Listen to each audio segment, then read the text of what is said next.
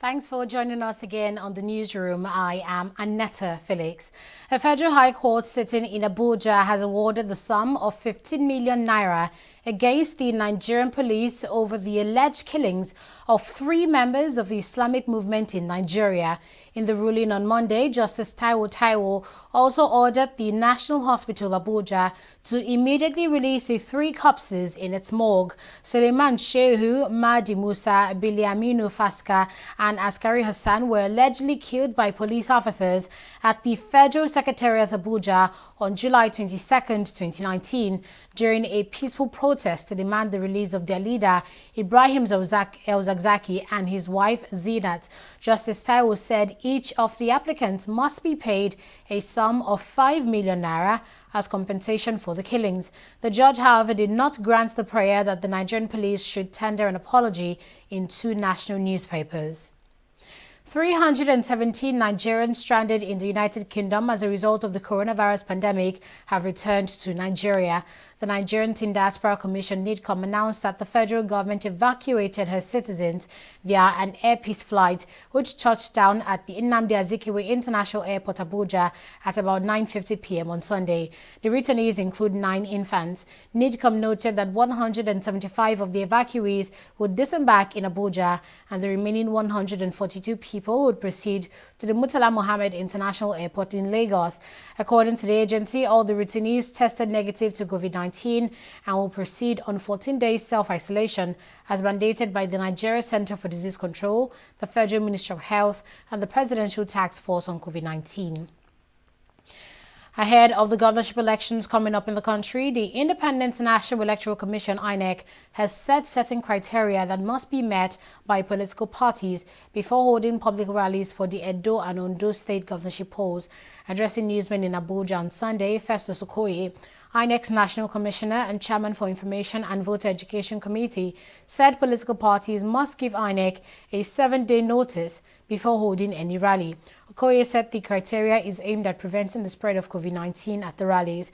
He added that INEC had informed political parties that their guidelines for campaign must conform with the NTDC protocol, including social distancing and the use of face masks. He also reminded political parties that the submission of names of candidates for the Edo State governorship election ends on Monday, advising all political parties participating in the September 19 poll not to wait till the last minute before submitting the list of their candidates. Adams Oshomole, former national chairman of the All Progressives Congress, says he's accepted the decision of the party's National Executive Committee to dissolve the National Working Committee, which he led. Addressing a press conference in Abuja on Saturday, Oshomole said he has also asked his lawyers to withdraw his suit at the Supreme Court. The former Edo governor was challenging a Court of Appeal order upholding the suspension of him as the national chairman of the party. The NWC was dissolved by the party's NEC on Thursday, and Oshomole said he's taking the dissolution of the NWC in good faith and has no regrets over the decisions he took while he was national chairman of the party. Mr. President graciously invited me to run for the office of chairmanship of the party in 2018, precisely about 2 years ago. The president told me then that if we did not reform the Progressive Congress, we can as well forget about 2019. Those were his exact words. But I know that reforms can be challenging and it will entail taking difficult decisions. But mine has been a life of struggle. I accepted this and I believe I did my best. I'm happy that at the end of the day, the 2019 elections have come and gone, and thanks to Nigerian people, our president had more votes in 2019 than we had in 2015. And we had more members in the Senate, we had more members in the House of Representatives. I am not going into the issue of legality or illegality.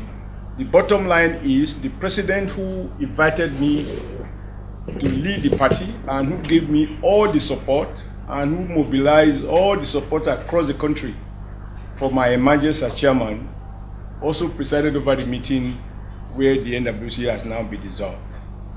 And because I have always assured the president of my loyalty, and it's easy for people to speak to loyalty where the going is good, but loyalty is brought to the test when the going gets really, really tough. So as a demonstration of that loyalty to Mr. President, loyalty to our party, and loyalty to the Nigerian nation, I have decided to accept the decision in good faith and to maintain my loyalty, my respect, and my admiration for President Muhammadu Buhari. In less than 48 hours, over 1 million candidates have applied for the NPAR Batch C round of applications. The Federal Ministry of Humanitarian Affairs, Disaster Management and Social Development said this in a statement signed on Sunday by the ministry's Deputy Director of Information, Rhoda Ilia. The enrollment exercise for the new NPAR beneficiaries commenced on June 26th. The statement added that all young Nigerians between the ages of 18 to 35 with or without formal education can apply for a slot in a new program which will be focused on agriculture. Elias said the ministry will continue to collaborate with its technical partners to provide timely support to all applicants. She also assured that the selection process will be fair and transparent, and the public will also be carried along at every stage. The NPAR program was inaugurated by President Muhammadu Buhari in 2016 under the National Social Investment Program to empower Nigerians through capacity building, investment, and direct support. The United States has indicted 11 more Nigerians for their alleged involvement in over $6 million bank fraud. U.S. Attorney Craig Capitino said they were charged for their alleged roles in a conspiracy to commit bank fraud in southern New Jersey and southeastern Pennsylvania over the course of 4 years. The suspects allegedly swindled hundreds of victims through accounts domiciled in American banks, including Wells Fargo. They have been arraigned on multiple counts such as fraud, forgery, among others. Each of them now risk a penalty of 30 years in prison and a fine of $1 million if found guilty. Let's take a break here and we'll be right back.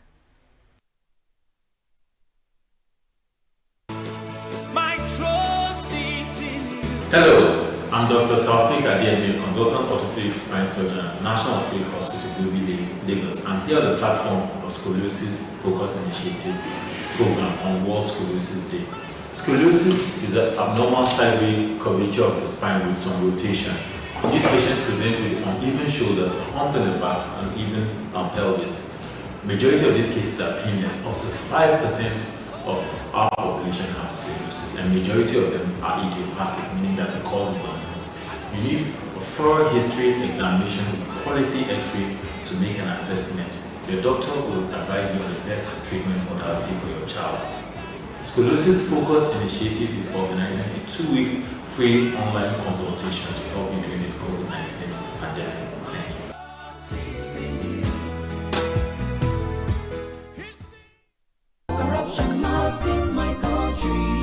Hello? Yeah, I found your wallet in front of a supermarket. Meet me at Apple Junction. Yes, I'll be waiting for you. Now we find out. Two of us. Thank you very much, officer. You know, it's surprising that men like you still exist in the police force. Yes, so... Oh, yes. This is just a token of my appreciation. Oh, no, you don't need to do this. We're only doing our job. Thank you very much. God bless you. You're welcome. Now I know police is really my friend. Yes. Friend. Hey. Okay, which game was with this one? I don't understand. You know your problem. You are greedy. I'm a policeman who is doing his job. All forms of corruption in the force. Not in my country. Corruption not in my country.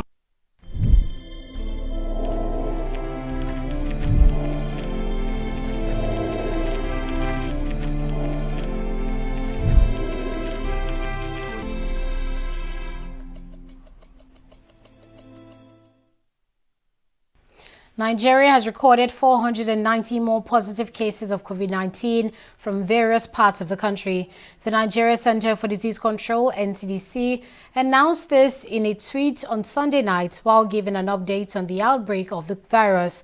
He explained that the new infections were reported from 19 states of the Federation and the Federal Capital Territory. The new cases brings Nigeria's COVID-19 toll to 24,567, with many more patients successfully treated and discharged from the various isolation centers. However, the death toll from the disease has risen to 565, indicating a total of 7 new deaths. Now, over 9,000 COVID-19 patients have recovered in Nigeria. The country's Center for Disease Control said this on Sunday via its official Twitter handle. The recoveries are recorded in the Federal Capital Territory, Abuja, as well as 34 states across the Federation, with Lagos reporting 1,592 discharged patients, the highest in the country. The NCDC said, quote, to date, 9,007 cases have been discharged in 35 states and the Federal Capital Territory. Meanwhile, the Lagos state government has reported 118 new infections on Sunday, bringing the total number of confirmed COVID-19 cases in Lagos to 10,144. Announcing this in a statement on Sunday, the State Health Ministry tweeted that 93 more COVID-19 patients have been discharged, totaling 1,592 discharged patients and 126 associated deaths. The patients are 11 from Agidingbi, 22 from Gbagada, 36 from Lekki, 8 from Etiosa, 9 from Oniko, and 7 from Luth Isolation Centers. We'll take a break here and we'll be right back. Please stay with us.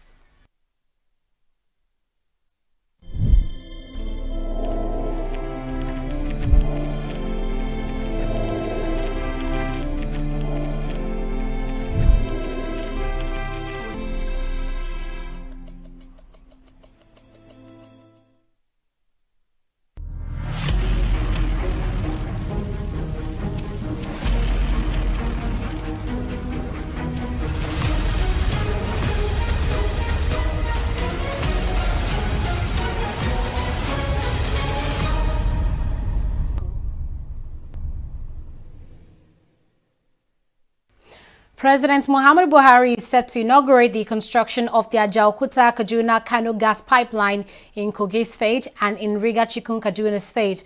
According to a tweet by the Nigerian National Petroleum Corporation, the ceremony will hold virtually on Tuesday. The corporation also stated that the construction phase of the AKK pipeline will go ahead simultaneously with the inauguration by the president.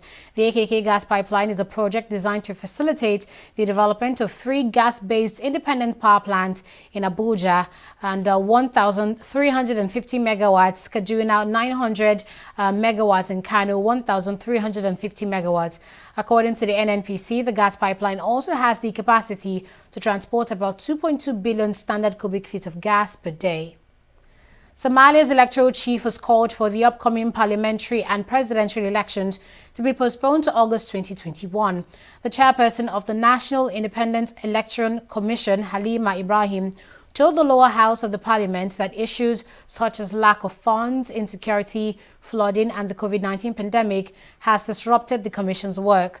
The parliamentary election was scheduled for November 2020, while the presidential poll was expected to be held in February 2021.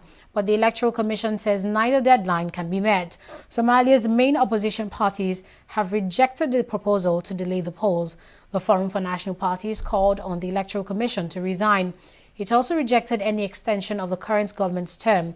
This will be the first general election in 20 years in the East African country. Super Eagles coach Kenneth Raw has stated that players from the Nigerian Professional Football League (NPFL) are not good enough for his team. Raw has continued to overlook outfield players from the NPFL team, a decision that has caused others to react with surprise. Only Heartland keeper Ikechukwu Ezenwa has been able to break into the Germans' tactician squad in the past 5 years since he became coach of the national team. Speaking during an interview with newsmen over the weekend, Ross said they're not good enough because he has better players, and that's his reaction when asked for his reasons for snubbing the players from the MPFL. He added that there are many good players in Europe and he's invited them more than 20 local players since 2016. He added that if they're good, sooner or later, they'll all end up in Europe. And that's it on the newsroom at this time. Thank you for watching.